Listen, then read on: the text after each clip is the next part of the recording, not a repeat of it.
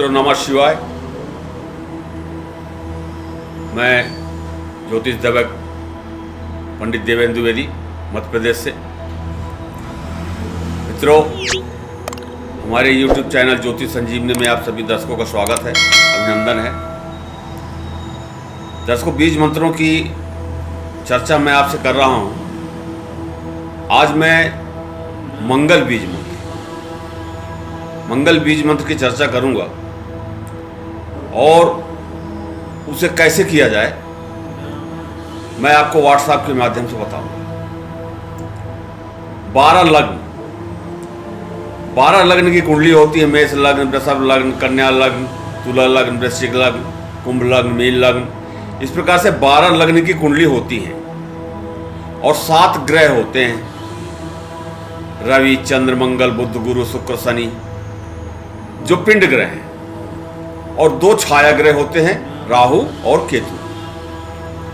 विशेषकर 7 ग्रह रवि से लेकर शनि तक, ये इन 12 लग्न की कुंडलियों में अलग अलग कुछ योग कारक ग्रह होते हैं तो कुछ मारक ग्रह होते हैं।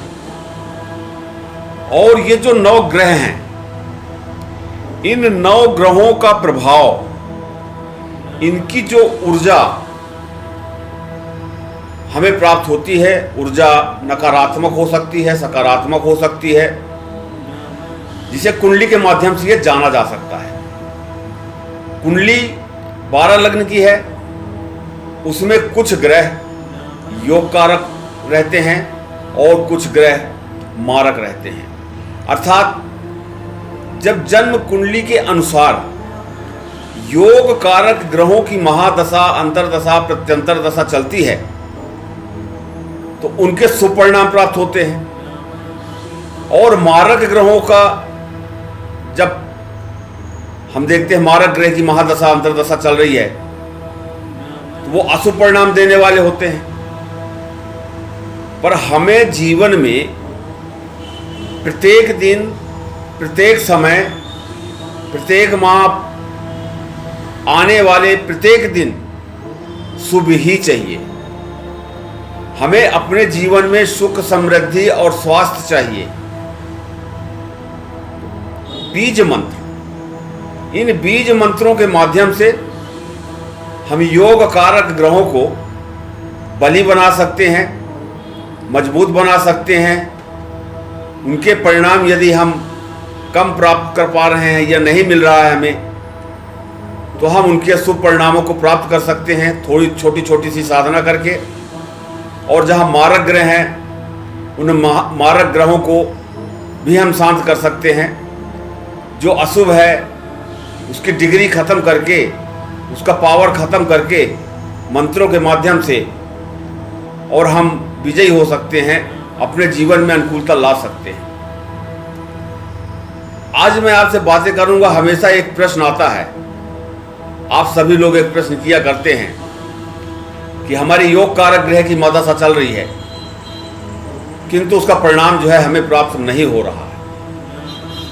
दर्शकों, सबसे पहले मैं डिग्री की बात करूंगा, अंश। प्रत्येक ग्रह की जो है एक अंश होता है, एक डिग्री होती है, उसके ताकत होती है, उसके पावर होते हैं। 1 से लेकर के 6 डिग्री तक यदि कोई ग्रह है, यहां पर आप समझने का प्रयास कीजिएगा। मैं 9 की 9 ग्रहों की बात कर रहा हूं।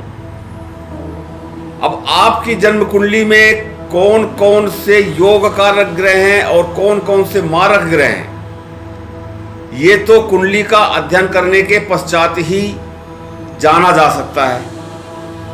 किंतु यहां मैं 9 के 9 ग्रहों की बातें करूंगा। डिग्री और अंश एक ही चीज है। किस ग्रह की कितनी डिग्री होनी चाहिए और कितने डिग्री में कौन सा ग्रह है, उसका फल हमको कितने प्रतिशत प्राप्त होगा। फल जो है शुभ भी हो सकता है, अशुभ भी हो सकता है।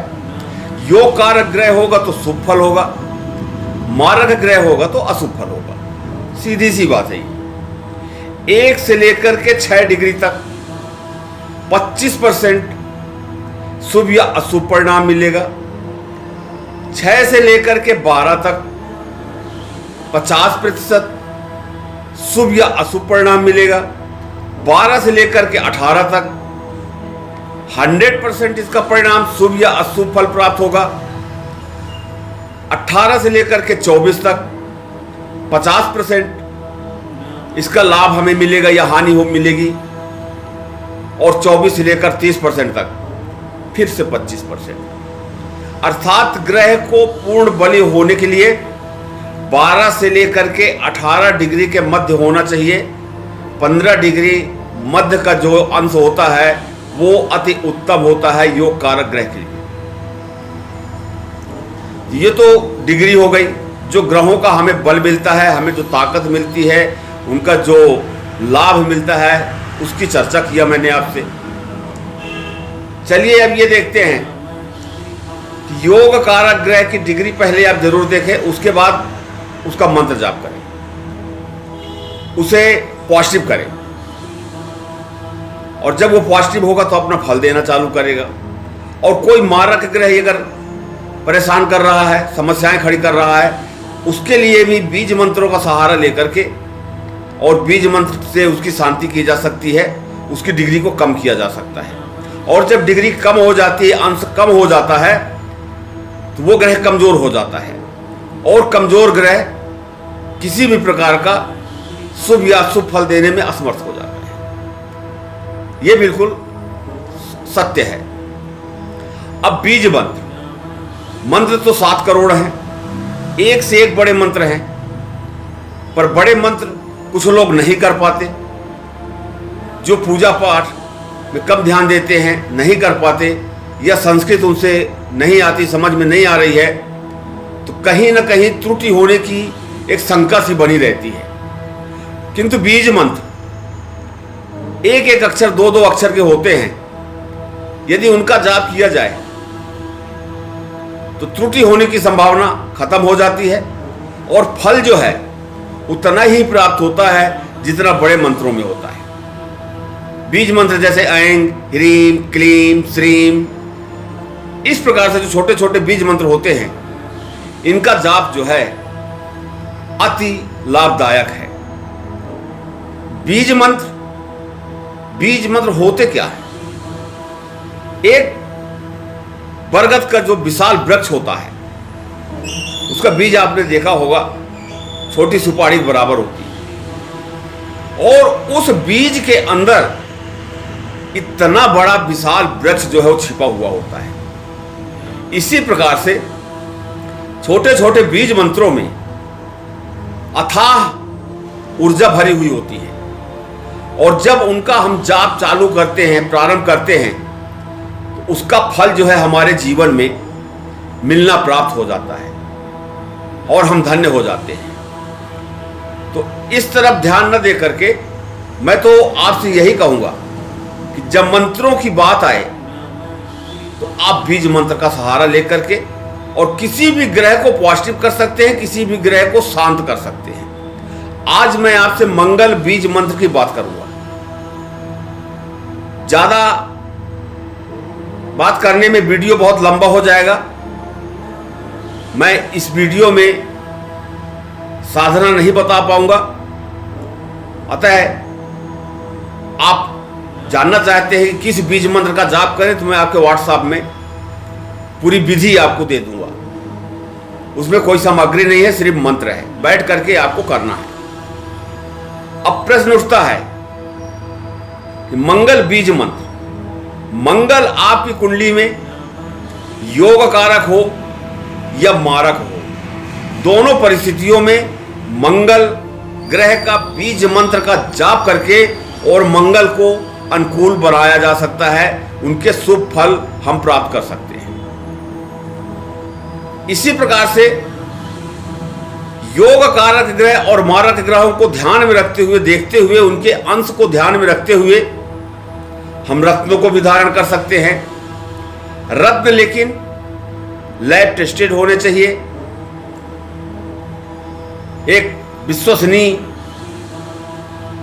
दुकान से खरीदना चाहिए, और किस दिन कब किस समय उसकी मुद्रिका बनवा करके हमें धारण करना चाहिए, अभिमंत्रित करना चाहिए, आदि आदि, इसकी भी जानकारी आपको मिल जाएगी। कुछ लोग रत्न धारण नहीं करना चाहते या उतना पैसा खर्चा नहीं करना चाहते, कारण कुछ भी हो सकता है। ऐसे लोगों को रुद्राक्ष धारण करना चाहिए। अब रुद्राक्ष भी आपके किस ग्रह के लिए कितने मुखी का रुद्राक्ष चाहिए, कितने मुखी का रुद्राक्ष धारण करना चाहिए, इसे भी पूजा पाठ करके, अभिमंत्रित करके और नियत तिथि को, नियत दिन को धारण करना चाहिए। यदि आपकी जन्म कुंडली में किसी भी प्रकार का अशुभ योग बना हुआ है, काल सर्प योग है, अंगारक योग है, विष योग है, पितृदोष है, चंडाल योग है, ग्रहण योग है, केंद्रुम योग है, आदि आदि सैकड़ों प्रकार के अशुभ योग रहते हैं। इन अशुभ योगों से भी हम मुक्ति कैसे पा सकते हैं? वहां पर भी कितने मुखी का रुद्राक्ष हम धारण करें और हम उसकी शांति कर लें, उसके लिए भी उसका मंत्र जाप कर लेते हैं और रुद्राक्ष धारण कर लेते हैं। पर यहां पर भी वही है कि रुद्राक्ष भी लैब टेस्टेड होना चाहिए, ओरिजिनल होना चाहिए, तभी जो है उसका शुभ फल हम प्राप्त कर सकते हैं। फिर आते हैं दान। छोटे छोटे ग्रहों के दान होते हैं। अब दान किस दिन करना है, दान में किस किस सामग्री का दान करना है, दान कितने वार करना है और दान किसे करना है, ये महत्वपूर्ण जानकारियां, ये सब कुछ आपको व्हाट्सएप के माध्यम से मिल जाएगा। आप भी अगर अपनी कुंडली दिखाना चाहते हैं, अपनों की कुंडली दिखाना चाहते हैं, किसी भी प्रकार की समस्या से परेशान हैं, उसका निदान चाहते हैं, तो दिए गए नंबर में आप अपना नाम, जन्म तारीख, जन्म समय, जन्म स्थान व्हाट्सएप मैसेज कर दें। ये वीडियो आपको अच्छी लगी हो, ये छोटी सी जानकारी आपको अच्छी लगी हो, तो आप इसे लाइक कर दीजिए, शेयर कर दीजिए अपने ग्रुप में। ये वीडियो औरों तक पहुंचे, ये छोटे छोटे ज्ञान औरों तक प्राप्त हो, उनका भी कल्याण हो। और सब्सक्राइब कर लीजिए। सब्सक्राइब कर लेते हैं तो मैं जो भी वीडियो डालता हूं वो सीधे आप तक पहुंच जाता है और नई जानकारी आपको प्राप्त हो जाती है।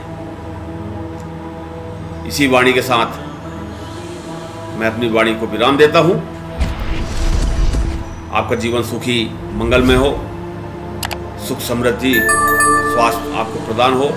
भगवान भोलेनाथ आपके ऊपर कृपा करें। नमः शिवाय।